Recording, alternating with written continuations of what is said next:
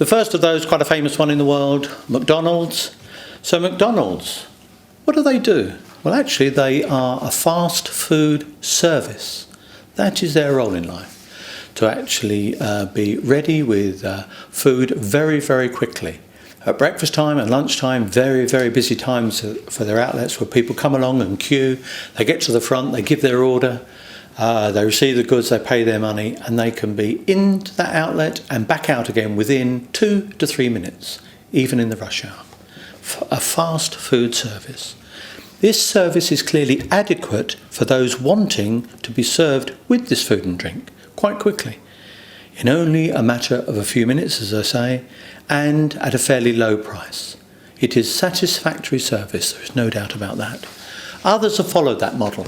Obviously, Burger King, Wendy hamburgers, if you know those in the States, Kentucky Fried Chicken, and others. Okay, Marks and Spencer, I mentioned them earlier on. Marks and Spencer, famous for clothing, women's clothing in particular. And at one time they used to stock clothing for an entire season, an entire spring or autumn season. But now they have changed. And the reason they've changed is this: they only stock and sell limited quantities these days of any particular item.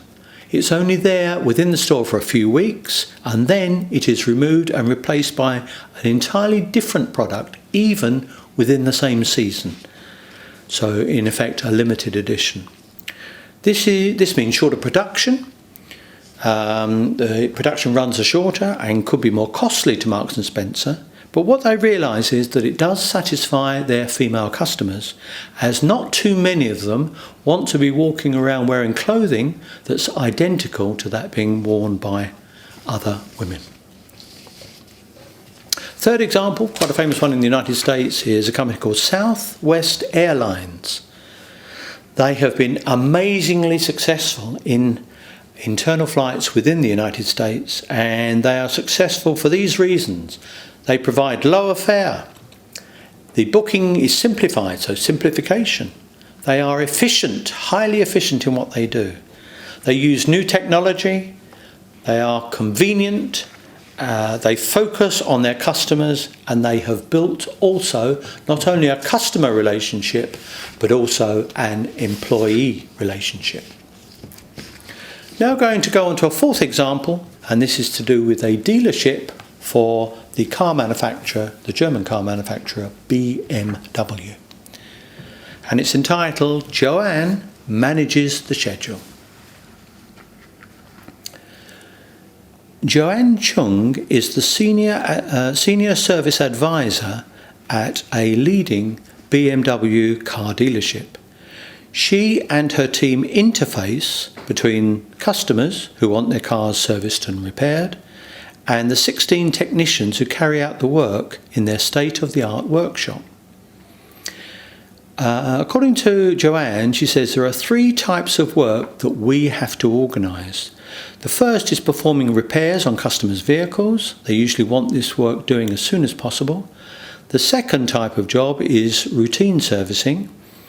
It is usually not urgent, so customers are generally willing to negotiate a time for this. The remainder of our work involves working on pre-owned cars, which our buyer has bought in to resell to new customers. Before any of these cars can be sold, they have to go extensive tests and checks to make sure they're satisfactory, and indeed some work needs to be done perhaps on those before these used cars are sold a second or third time.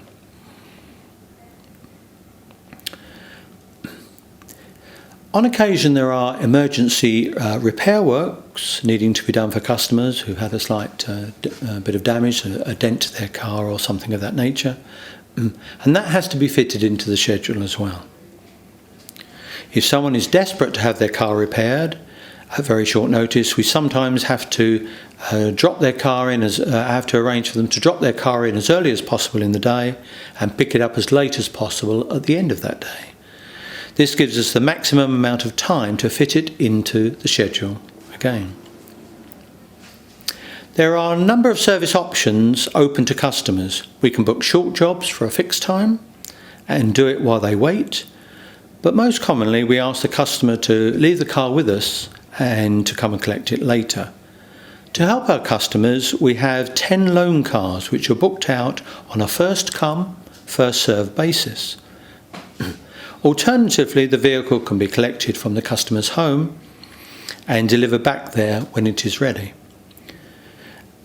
We have 4 drivers who do this, and they're able to cope with up to 12 cars a day. Every day we have to cope with the unexpected.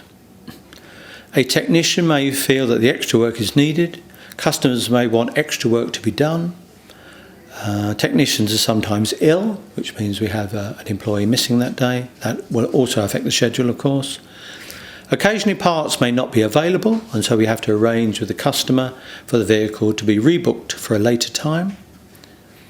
And every day, either 4 or 5 customers simply do not turn up. They booked their car in and they do not phone us. They simply do not phone us again. They simply do not turn up, and that affects our schedule as well. It may be they've forgotten to bring their car in. It may be they've had to do something else.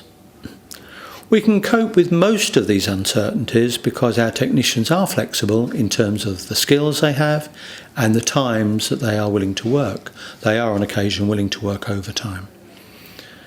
It's important to manage customers' expectations. If there is a chance the vehicle may not be ready for them, it shouldn't come as a surprise when they try to collect it.